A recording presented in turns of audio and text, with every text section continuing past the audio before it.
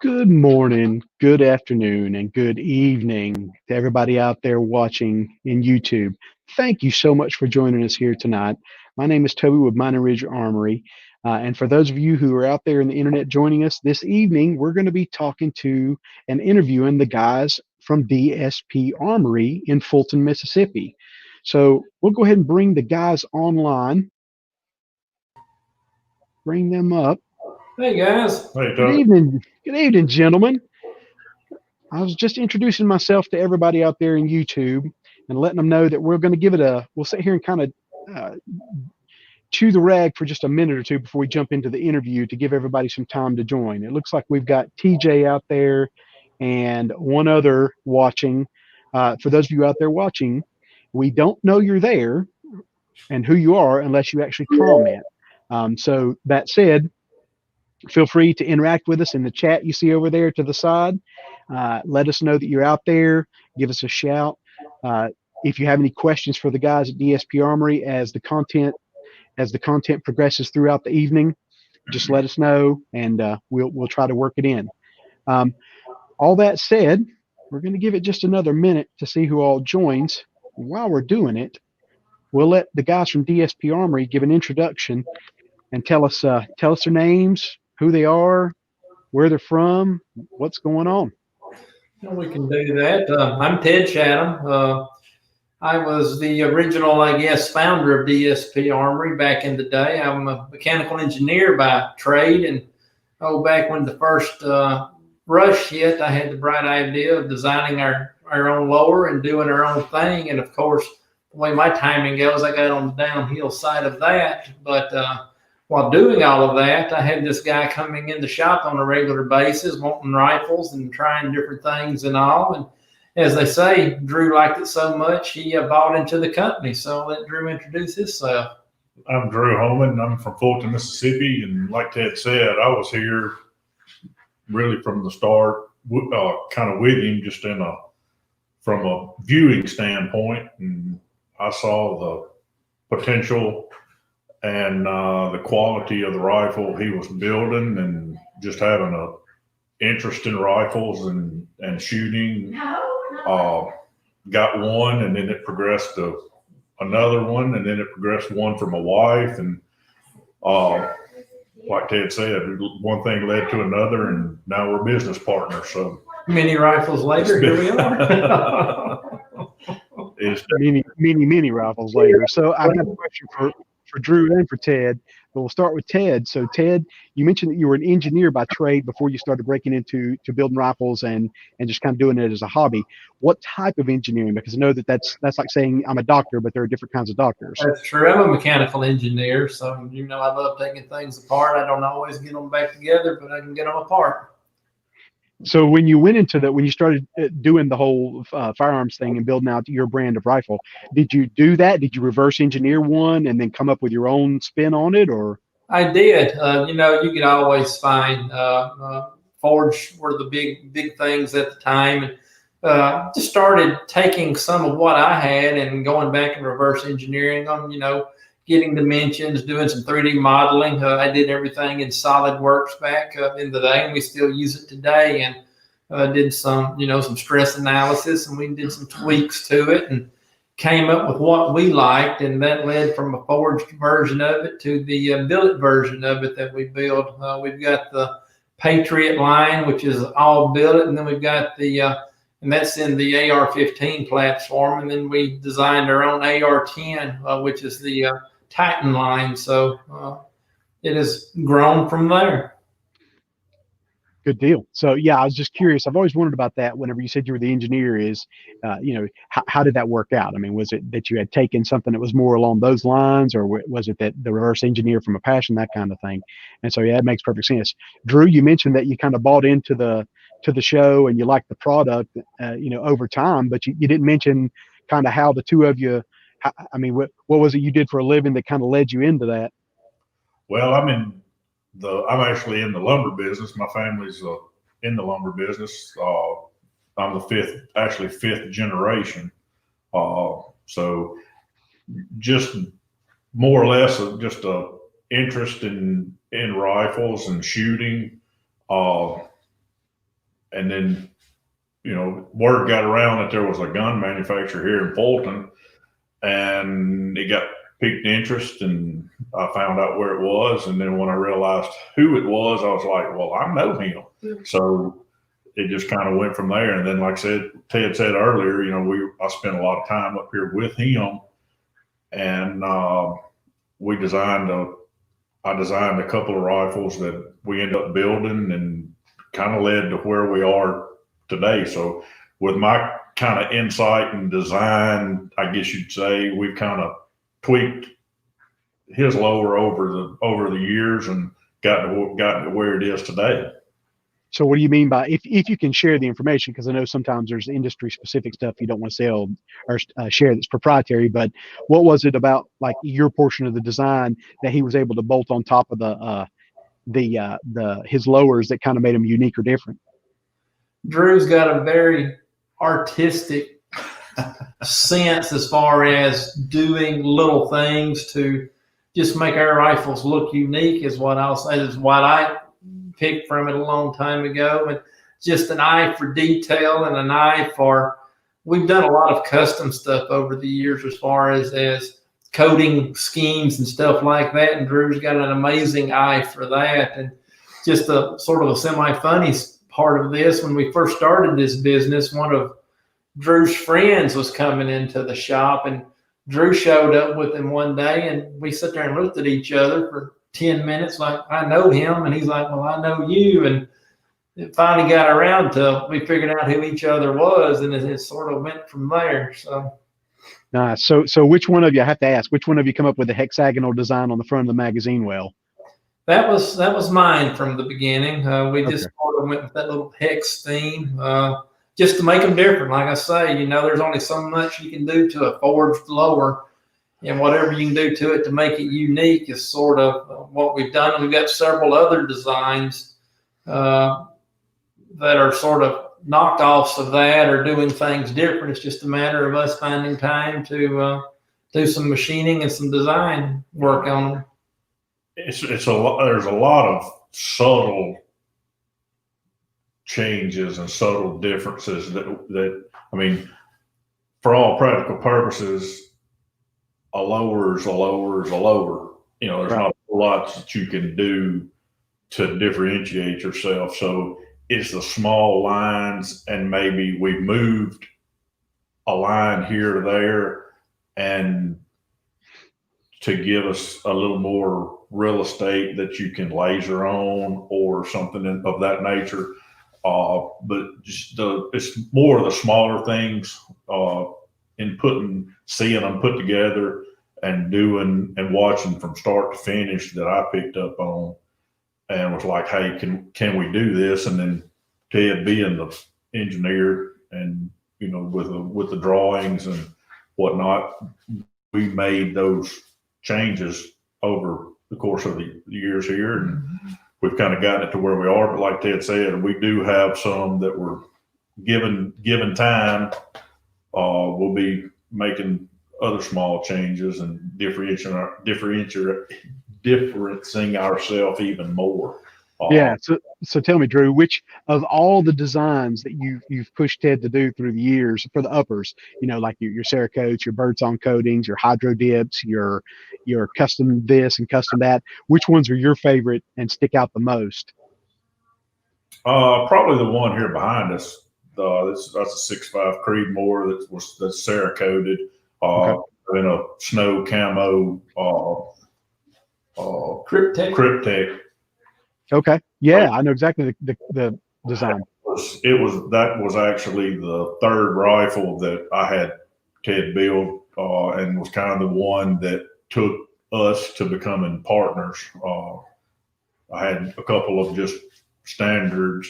Also took the liberty of doing a couple of rifles with a raw lower without any coating, and a coated upper, where you can see the machine marks and all, which is really cool. And have actually sold a couple of those since had some people see mine and be like, hey, can I do that? Can I get mine like that? And we're like, sure. And cool thing about that is with a raw lower, we integrate paint or coatings in the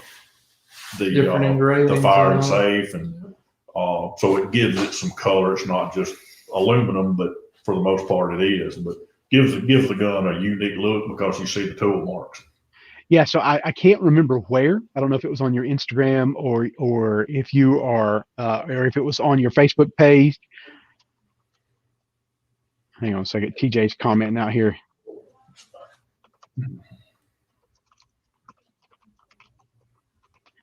I can't remember if I saw on your Instagram or your Facebook page, but I think I saw one of those rifles you're talking about that had just, it looks like a silver machined lower and then a nicer upper. I just assumed it was a prototype, that y'all were working on something. I didn't know that was a final product that you got. Sure is. That's nice. That's nice. Very nice. Very unique. Yeah. And I would love for you to be able to grab that rifle in the background, but YouTube's got that rule where you can't handle a firearm. It's insane. I can make, not live, like I can make a video of me handling the rifle and doing stuff and publish it no problem, as long as I answer the correct questions in their little algorithm when I'm setting the video. But you can't handle it live in an interview or podcast like this. So nice. But so that leads me to another question about the uppers and about some of your vision for the rifles, Drew. I noticed that, is it the Titan that you run the Arrow forend on? Is that the one? So where I'm going with that is how many different types of forends do you machine? Are you trying to branch out into getting to more custom or unique, or because that's one area where there's definitely the most room to be able to customize and differentiate yourself from one company to another's, from the lower to the upper, is in that forend. Exactly. We've actually been working on that on and off for the last 2 years, and hopefully given the right, we have, I guess we just haven't found the right, gotten everything ironed out, I guess is the easiest way to say that. I mean, we've got the design down, we've got the look down. What we've been trying to do is, machine time is hard to come by these days, and our machine time is at a max. So us finding the opportune time to pull off of the mill or the lathe or something like that and spend, a week prototyping handguards, we just haven't had a chance to do. And we've gone out to a couple of outside places looking at getting them to prototype it for us. And, when you start doing that, you're looking at, well, do you take a extruded shape, almost like a forged lower, it's got a shape to it, and you can do extruded handguards the same way, that has an extruded overall shape. It's got a diameter and it's got a Picatinny rail down the top of it, and then you machine into that your design, so we're toying around with which way do we go, or you're looking at, do you do your own extrusion tool and get 1,000 feet of extruded material, and then you go to machining. So there's just a lot of things there that we've been looking at and trying to find time and see what makes the most sense for us. Yeah, what's the best way to do okay. it. Can you, and I don't know, this is a naive question, but just curious, can you do like 3D printed versions, and does that scale over to the machine when it comes time? It does. We use SolidWorks for all of that, and I mean, everything that you see here, including Drew's rifle back there, we've got a version of that in SolidWorks, so we can draw everything and put it together in the 3D world and look at it and turn it over and look inside it and see how parts fit. So that's something we do with almost everything that we build before we go out and start, making shavings. So that helps a lot. We've caught a lot of mistakes doing things like that. We'll say, well, something's not fitting, or the computer will say, well, you've got an interference here, and I'd rather find it, on the computer instead of us having 15 hours into a machining cycle trying to, do something. They say, well, crap, we've got a problem here. So it saves time. Okay, I kind of figured as much, but I didn't know for sure. So TJ was asking a question. I don't want to jump ahead, but this actually kind of plays into what you just said, as well as some of the topics we're getting ready to go into here in just a minute. I wanted to go through just a quick history of DSP, how you got to be Deep South Precision, and what that was all about, and what makes DSP Armory different from some of the other companies. And then I wanted to talk about how 2020 been as far as production goes, and about some of the things that you've been going on. But it sounds like you've already touched on, so we'll circle back to DSP's history and DSP's differentiation from you and other companies. You've already touched on those a little bit. So I want to talk for a second, because TJ had asked about supply and demand this year, how you're able to get parts. Let's see if I can pop his comment up here for those out in the internet world. So he was asking that he's been checking out on the web and was wondering how you are keeping up with all the rush on AR parts that everybody else seems to be falling behind on with 2020.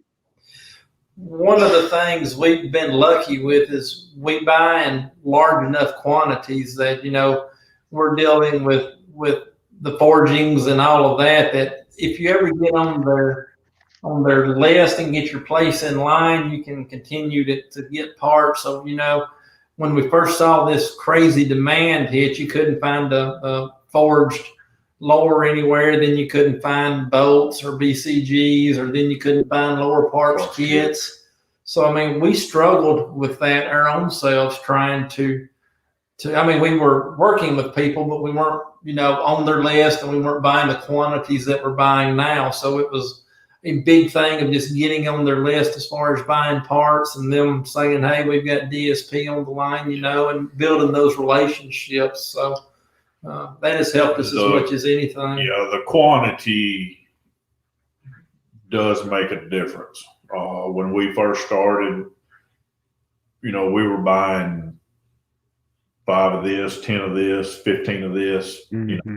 And then, as luckily as fate would have it, when things started tightening up, we got our big orders that came in. So we were saying, okay, we don't need 10 of this, we need 200. Right. And we, 300 of this, ship me as many as you can this month, and then turn right around next month and send us that many or more of the same thing. That's what got a lot of our reps' attention. And, Ted said, we were on their list, and we were making a little bit of a meter mark with them, so to speak. But then once we got to be more of a meter mover for them, luckily we were able to continue to get parts, even though, and it was still a struggle. We still struggle for certain items. Okay. Well, so 2 follow-up questions to that then. So number 1 is, I know you're behind on rifle production because you just have such an influx and a massive amount of rifles that are being ordered this year. But is it also is it just because of time and machine time and staffing, or is it also because of the availability of parts? We still find an availability of parts. We'll get 200 lowers in, and there's all the machining that goes along with that. While we're doing that, we're immediately trying to find 250 more lowers or lower parts kits or whatever. So the Stephanies, who are a big part of what we do as far as behind the scenes, are constantly on the phone, going through the list of people that we talk to, saying, hey, do you have this, or whatever it is. That's a full-time job for them almost, just trying to find those parts on a regular basis. Yeah, so TJ said you won't be showing everything's out of stock, so that's good. That people hate to go on the website and see out of stock, and we can't have that. So then, but now that leads me to my next question, and you actually perfectly segued into it, Ted. So my next question about the individual parts for your rifles was going to be now, and you'll have to keep me honest on this one. So the rifles that you sent to Gear Report to review, like the bolt carrier group, for example, and the trigger group, for example. I'm just going to use those 2 as an example.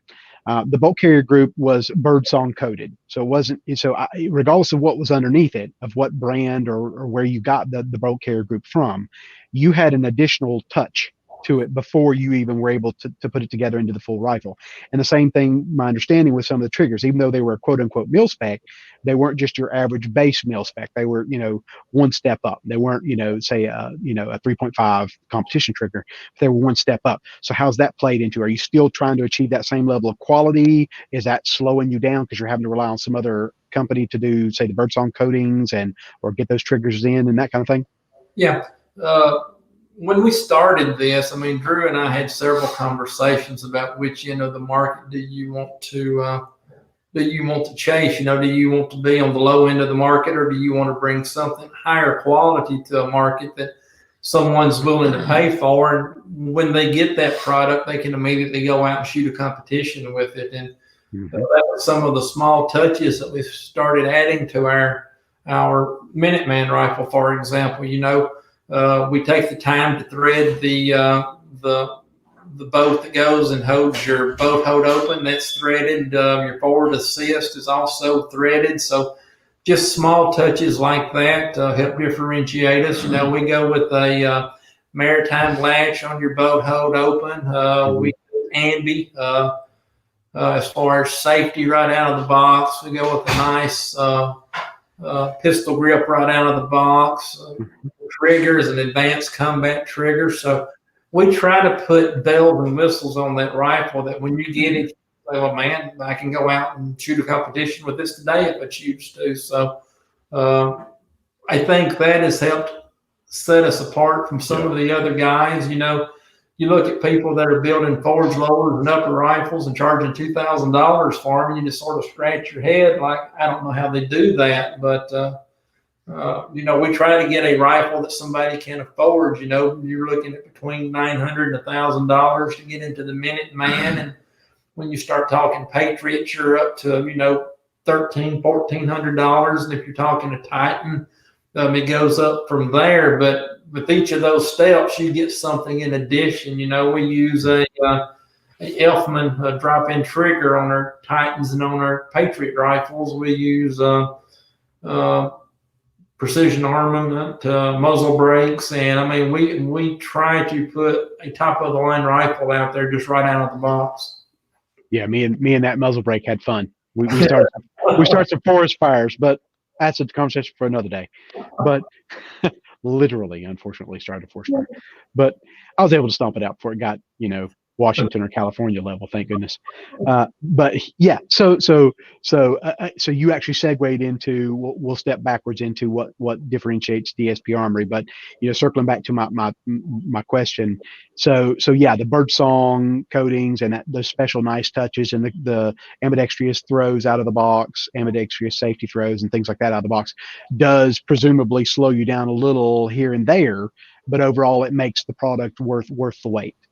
And I mean, in the grand scheme of things, that doesn't slow us down as waiting on components most of the time. Those guys can turn their stuff around fairly quickly, whereas, Drew and I running the mill and assembling rifles slows us down way more than waiting on them most of the time.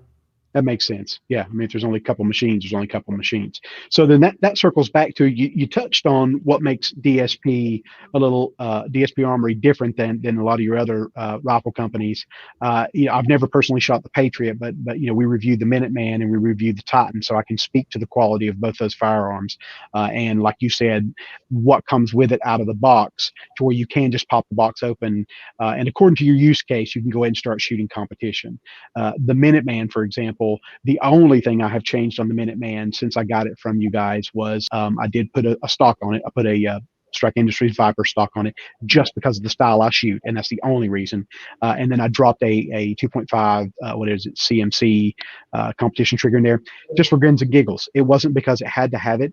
That military grade advanced combat trigger worked just fine. It just, for the way I was shooting and the classes and courses of fire I was taking, I changed those out. But you're right. Other than that, I've changed literally nothing. I just put an optic on top of it. So, Drew, it sounds like you had a big play in a lot of getting him to that point of pushing Ted. One of the things, like you said, I mean, what differentiates DSP from, say, any other is quite simple. You're getting a custom rifle at retail price. So without mentioning any of the other big boys, the brand names, how do you, Drew, view yourself stacking up to some of the, and again, we won't mention them, everybody knows the big names, and those of you out in YouTube's land, feel free to comment, That's quite I'm glad you sent that my way, because I actually have some of the other big boys, and I would put our 5.56 Patriot up against any of them. For 500 to 1,000 less, right? Shooting, shooting, balance, weight, feel, rapid fire, repeat, night and day difference. Yeah. Yeah. I can definitely attest to the balance and the weight and all that stuff for sure. For sure myself. I'm trying to exercise caution and not mentioning the other name brands and do a comparison. But again, $500 to $1,000 less, and you're right up there with them. So what about the little tiny details? Like, for example, staking the gas block and, pinning out the buffer tube nut, things like that. Those are things that we currently aren't doing, but we have for sure talked about doing. As you can attest, as far as the screw in boat for the boat hold open and for the forward assist, those are nice touches. And if you're not aware of them, you can try to drive them out with a punch. But we are continuing. Yeah, about that. It probably would have been good just for those of you out there in the interwebs who are watching this in replay. Pay attention to what Ted just said. Okay, that when I first got the Minuteman, and if you go back and watch my review on gearreport.com, I tried to pilfer around with taking things apart, and I ended up trying to punch that out instead of backing it out with a hex screw and messed it up pretty good. Yeah. So, yeah. Nice touch, but I would have been good information to begin with for me. So. But no, to your point, we're always looking for what's next to add to the rifles, and we will very likely in the near future be pinning gas blocks and some of the other things that we have been looking into. We looked at pinning in muzzle devices, and we do a one stamp suppressed Patriot rifle that we pin the suppressor to. So you're looking at a one stamper as opposed to a two. So several little things like that we're doing, that we're looking at doing, and anything that we think adds value, we're not opposed to looking at. Yeah. Well, from a aesthetics, and so that's a functional perspective. So from an aesthetics and looks and design and cutting edge technology, again, Drew, I don't want you to give away anything that some of the other companies could take from you and run with and make money off of. But is there anything on the horizon that you're thinking about and dreaming of? And yeah, we've got a couple of things that we've got cooking. Okay. We've got a 9mm that we're trying to get the kinks out of. We've got like an AR-9 or a pistol? Like a AR. We've got a boat action upper that will you pop 2 pins, pull your standard upper off of. You drop this on your boat action. We've got that for an AR-15 and for a 10. Shame I can't pull it out of the display over there, but it's a cool product to look at. Man, I wish you could. I really wish we could, but I think TJ says it all when it comes to the AR-9s. So again, I don't know how much you can give away without giving away too much of your trade secrets and having somebody steal your ideas. But are you talking about, is there going to be anything unique that you can share about it? Like, for example, is it going to have last round bolt hold open? Is it going to have magazine style? What kind of magazines? What different barrel lengths? Is it going to be gas blowback? Is it going to have a delayed blowback? We are looking, going into too much detail, but we've got a couple of different mag choices there. We look, of course, looking at a Glock. There's also a potential Beretta option that we've looked at. A lot of those are very simple machining changes that don't take a lot of additional time from us. It's a completely different lower than what our standard one looks like, but you'll look at it and you'll immediately know that it's DSP lower because we carry a lot of those design features over. Right. When it comes to barrel length, that's something that we've always been very, very flexible on. We try not to say you can only get this with a 4.5-inch barrel or something like that. We try to have options out there. And if you were to call us up and say, hey, this is what I'm looking for and I want this length barrel, to the custom side of things, we'll build that for you, and it's not going to cost you any more than what our standard product would. Another thing that we do on all of our products, especially when we do something custom, is you have the option to tell us what serial number you want, and we'll take the time to put it in special and serialize your rifle for you. We do all of that with a laser. So if you have any special, whatever it may be, a Bible verse or if you have a logo tag or a logo or whatever it is, depending on what it is, we can always do that lasering for you also. So well, I'll tell you what, when the time comes for you to actually start moving and selling some of those AR9s, you give me a call, because I got a Bible scripture I'd love to have engraved and have an AR9 pistol format and with an 8-inch barrel that my wife would be able to use, because my wife has physical shoulder issues, snapping scapula disorder. So she tends to run the things that are easier to manipulate and are lighter in weight. And so I've been letting her run an AR9 a little bit here lately, and she's been able to do that pretty good. So, and she would love to have, we've had a Bible scripture that's been our scripture for over 20 years. So, but as far as barrel lengths go, so you do pretty much any barrel length on pretty much any rifle you have. But what are you thinking for the cookie cutter ones? Are you thinking 4, 8, and 16? Is that what you're thinking for the AR9s? Yeah, we were even debating, do we even care about going to 16? It seems like most people are liking shorter on that, but we'll probably build all of the above and have a day out at the range and shoot everything and get some folks over and, sort of do a group tear down of it and see what we think. So it is my understanding from the research I did, and for those of you who are watching this in replay, and those of you out there on the internet who feel free to correct me if I'm wrong, because I am by no means a ballistics expert by any stretch of the imagination. But in the 9 realm, it is my understanding that if you're from a ballistics perspective and from an accuracy perspective, that at 4 inches, which you've got a lot of pistols that are 4 and 4.2 and 4.5, you're gaining or losing nothing. It's the same as as though you were shooting a full-size Janik or a Glock or whatever. When you get to the 8-inch, the amount of burn time extra in that extra 4 inches increases the foot-pounds up to as much as 300 foot-pounds or feet per second, rather, at the exit of as the projectile exits the barrel. So just that extra 4 inches of burn time is allowing that much pressure to stay behind the bullet. And most ballistic tests are showing at around the 8 to 10 inch barrel, you're getting an increase of about 300 feet per second in speed for that 9mm projectile, plus the increased accuracy of an extra 4 to 6 inches of barrel. But from 10 to 16, you've reached that terminal velocity, and it starts to begin to drag through the remaining 6 inches of the barrel. Now, from everything I've read and seen, it doesn't lose. I mean, you gain that 300 extra feet per second, and you only lose like, say, 20 from 10 to 16. So then it boils down to the accuracy from 10 to 16 and the maneuverability, like you said, for competition shooters and for use case as to whether you're going to be inside, doing room clearing or, what your use case is for the rifle. So, and TJ just said, let's see if we can get this up on here.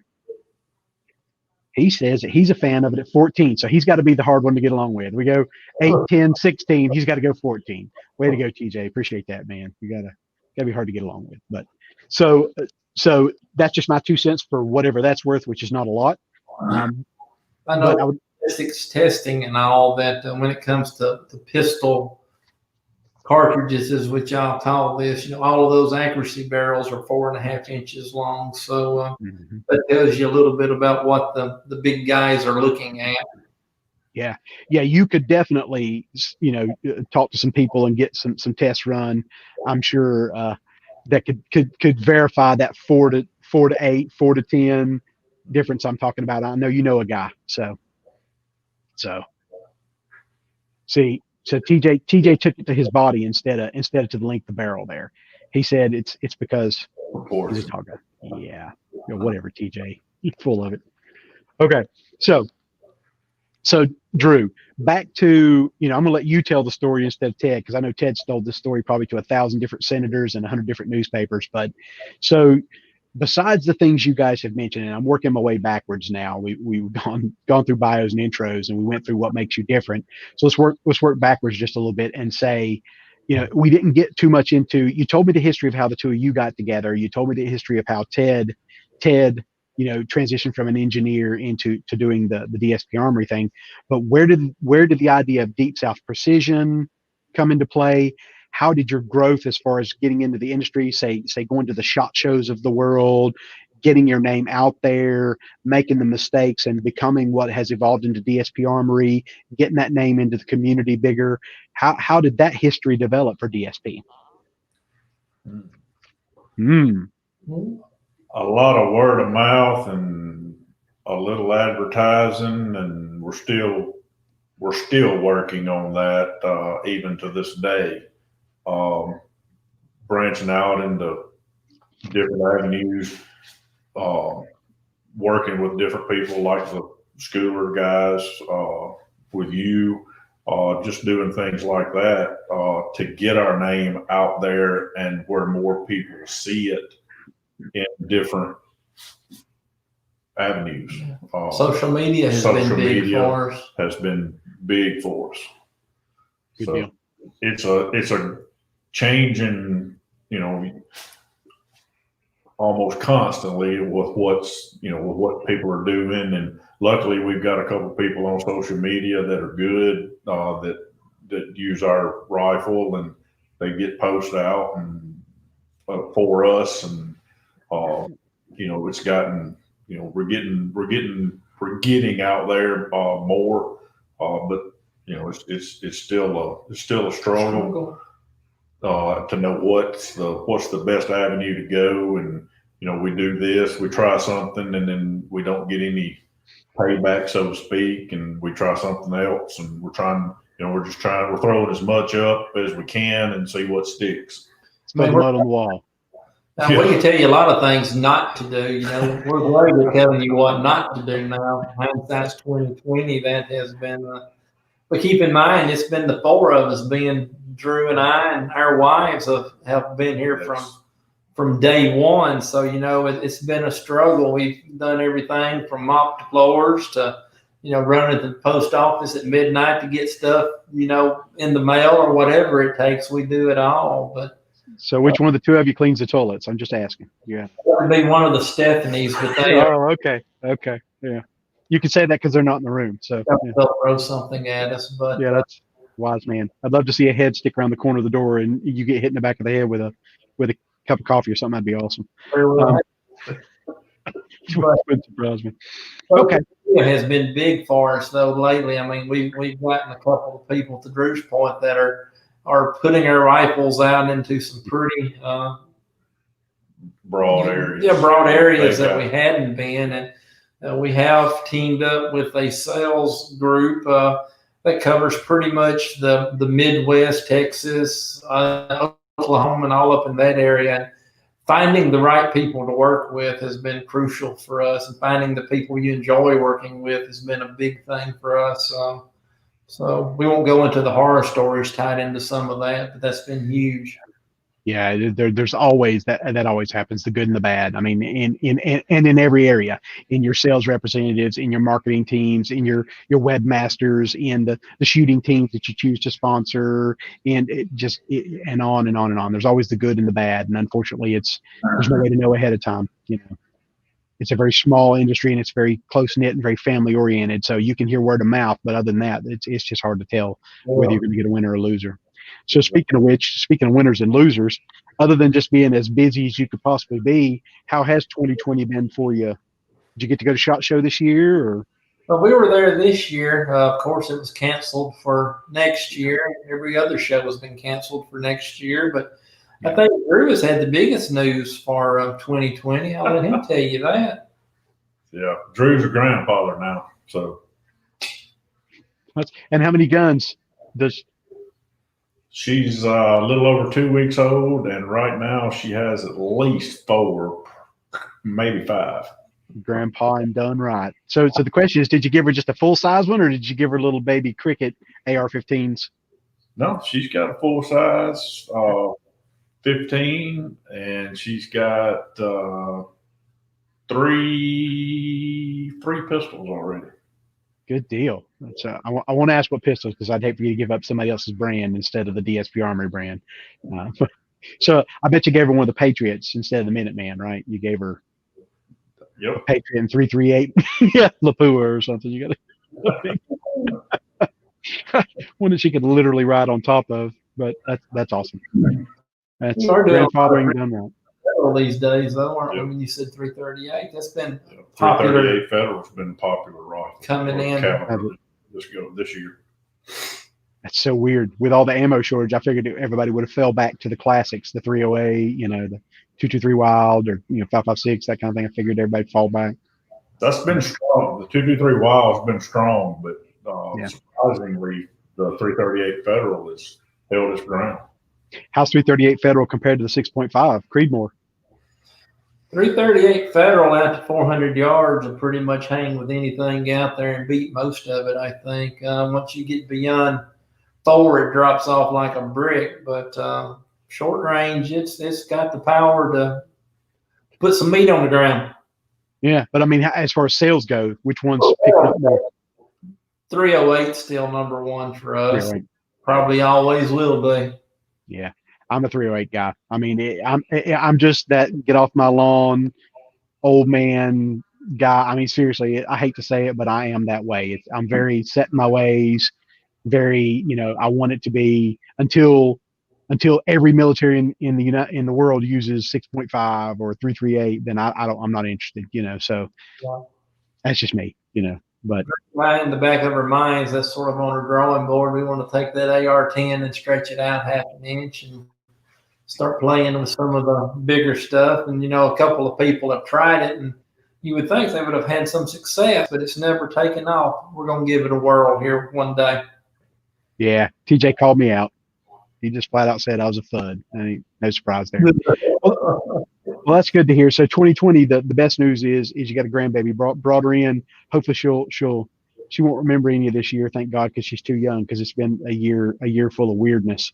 But so as far as just the rest of 2020, not 2021, but 2020. You mentioned your potential branching into AR9. Anything else planned between now and the end of December other than just catching up? We've had suppressors in our back pocket for a while. And of course, that's a hard market to get into also. We've got a little 22 suppressor that we've played around with that you can probably get your hands on sub $100. So we're trying to see how we want to tackle that little problem. Okay. Is it one that you can take apart and clean yourself, or is it just self-contained? For sub $100, it is. It's not disassemblable, I guess is that a word? You can't take it apart. Yeah, you can't take it apart. But you can drop it in an ultrasonic cleaner and clean it. We've got one that's probably got 4,000 or 5,000 rounds through it, and it still shoots great. Good deal. So midnight came in late. We appreciate you jumping in midnight. But he said he's always thought that 338 Federal was a good round. His father-in-law hunts with a 338 Win Mag, so thought it'd be a good mag for moderate range. And Ted and Drew were talking about how it's actually hanging in there. It's been real popular this year. It's like it's making a come up even with this ammo shortage. So that's a good one. Good call. So then I guess so then it sounds like coming to the end of 2020 and into 2021, you've got the AR9s on the horizons, breaking into the suppressor market, or as best you can with some of the lower end disposable units, so to speak, or sonically cleanable. Anything else crazy going on? No. That you can share? Well, we've got the hand guards coming out. That will be big on our list of things to do. We're trying to get our sales channel up to the point that we can keep that product, giving Drew and I time to design and develop some other products. But, we've got 4 people doing the work of probably 10 in here right now. So it's just not a lot of free time. Not enough hours. Not enough hours in the day. Quit sleeping. That's probably my suggestion. Just quit sleeping. You don't need that stuff anyways. Highly Yeah. So does the grandbaby live in the same house with you? No. Okay, good. So you do get a little sleep on the same acreage, but no. Okay. Actually, they're moving into their new house that they're just complete. We'll move them in this weekend. So okay, good deal. So Midnight had a question to kind of circle back to the 338 Federal, and that's probably a question for Ted. What velocity is the 338 Federal out of a 22-inch-ish barrel? You're going to make me lie to you. I know looking at the ballistics, it is right up there with the 338 Lapua out to 400 yards, and that's where it just sort of falls off the face of the earth. Okay. Velocity. So it's a real quick drop after 400. Velocity and energy, it's right up there with it until you get out to about 4, and then it falls off. Okay. Okay, there you go, Midnight. So it sounds to me like you just need to go buy one. And so these are the guys to buy one. Hang on, where's it at? I don't know if you guys are still honoring this. I'm going to throw it up there anyways, just because it makes me feel better and more fun. Where's it at? Where's that comment at? Where are we at? Oh, where's it at? Did I lose my comments? I was going to say, oh, there we go. So Midnight, contact the guys at DSP Armory, buy one of their Titan rifles, the Titan in 338. And when you go, tell them Toby sent you and use a code, and they might give you a little bit of a discount. Hint from the website. So, and yes, of course, you can get a company card. I can mail that to you. You can just message me privately on Facebook or whatever, and I'll be glad to get you a stack of cards to hand out if that's what you so desire, Midnight. I never turn down somebody wanting to help promote my business for sure. So spinning a little further into 2021, Ted and Drew. So with the political environment, I know that this has, and I know we talked, I'm not asking you to get into politics. That'd be a terrible topic to get into, and we could spin off for 3 hours on that one. But I know that we all know in the firearms industry that this can literally only go one of 2 ways. It can either be just like the previous scares we've had, like under the Obama administration, where it tops out after a, oh, I see what you mean, Ben. Yeah, it's 1, 2, 3, 4, 5, 6, 7, 8, 9, 10, and the pin code's 1, 2, 3. So give that a try. See if that works out for you. It can either go like the Obama administration, where it trails off, like say next year at this time, and everything gets back to normal, right? Or they could actually get, the House, the Senate, and the presidency, and they could actually try to push some of this more liberal agenda, and things could get really, really, really weird. So either way, with regards to sales, you mentioned getting an outside sales company. You mentioned trying to get some unique products out there on the market. And I'm assuming, and I'm not trying to speak for you here, but I'm assuming on the AR9 platform, as far as magazine compatibility, you're probably also looking at the SIG P320, since that's the military one, things like that. But where my question is going is, one way or the other, whether this goes away or does not go away, do you guys have some pretty significant plans for 2021 to try to capitalize on this and to help people or to station yourself for going forward, regardless of which direction it goes? We're looking into this, and several of the people that we know and have talked to, we're all sort of saying the same thing. We're saying the next year and a half, we're probably looking at something close to what it is right now. I mean, if you look at Nick's checks and all of this stuff, I mean, every month is a record over the month before. Mm-hmm. And nobody is really, projecting that to decrease in the near future. So our big thing that we want to do is to support our sales channel to the point that, instead of being hundreds of rifles behind, we're on task, and that is growing, just every week we're seeing sales. And I think we could do that easily, even in the circumstances that we are right now. It's just a matter of us getting the I'll say the parts and the components in here and the volumes that we need to meet that demand. And I think that's where people are still going to struggle for the next year, is getting those parts. I mean, you've only got so many companies in the United States doing forged lowers, so everybody, not just us, but everybody else is all going to the same well trying to get those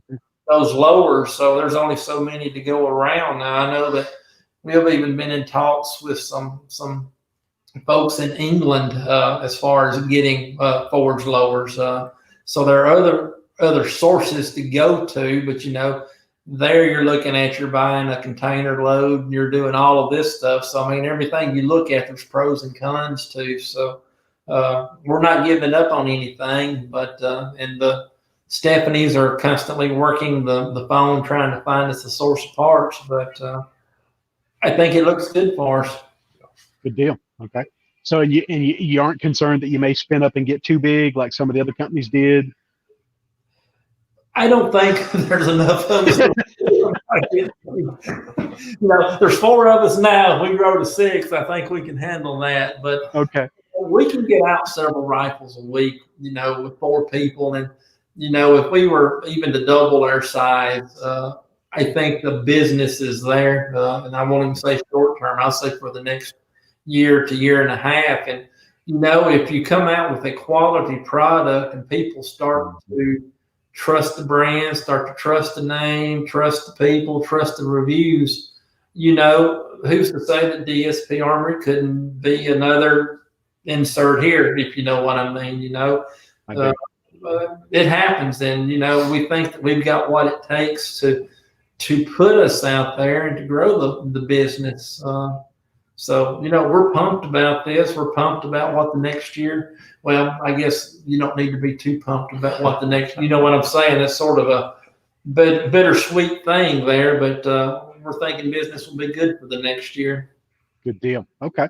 Well, we're pushing up on the top of the hour. So before we close the doors and sweep the floors, I wanted to give both of you an opportunity individually to talk about, to plug anything that you care to plug, to give any kind of message that you want to give to anybody who out there who may be listening, to wish everybody happy holidays, just whatever it is you want to say. And we'll start with you, Drew. How's the lumber business, and what you got to say to us? It's good. I think everybody is tired of 2020, and everybody hopes 2021 will be a little better and continue to get better. Just take each day as it comes and do the best we can and put out a quality product. And hopefully when the smoke clears and everything's back to normal, we're still here and can talk to you just like we're talking to you right now. Good deal. Well, we look forward to it. We'll try to set up a couple more interviews in 2021, assuming that we all survive 2020. Ted, what about you? Final thoughts? Yeah, I mean, I know these are some crazy times that we're in right now, and you hope cooler heads prevail, but you don't know what cooler heads are these days. So, just Drew and I's, what we've always tried to do is to do the right thing, and that's all I think that you can ask for anybody to do, is to do the right thing. And you don't want to say kumbaya, because that's not what I'm talking about, but you know what I mean. It is the season. Let's not forget why we're having Christmas and what it's all about. And I think if we had a little more, and I won't get political, if God was a little more involved in some of this, maybe we would not be where we are right now. So that's all I'll say. Well, amen. But there's also the other thought is maybe it's his time, and it's time for him to let us see what needs to happen. Exactly. True. That could also be the case. So could be indeed. Well, gentlemen, thank you very much. I appreciate you spending some time with us here tonight. For those of you out there who are with us live, Midnight, TJ, everybody, we really appreciate you taking the time to join us tonight and watch the show. For those of you watching in replay, again, hopefully some of this information about DSP Armory has been beneficial for you. For the Mining Ridge Armory channel, like, subscribe, continue to follow all of our content, as well as all of our content and reviews that we do over for gearreport.com. Give them a little love as well. Give the DSP Armory, the guys at DSP Armory, they're on Instagram, they're on Facebook. They've got a website at dsparmory.co or .com or both. It may redirect at both. Give them a little love. Go check out their products. If you have any custom rifle needs, any custom questions, let them know. Again, thanks for joining us here on the channel. Check out miningridgearmory.com. Like, subscribe, and follow us there. And until we see you out on the range again, you keep living your dream.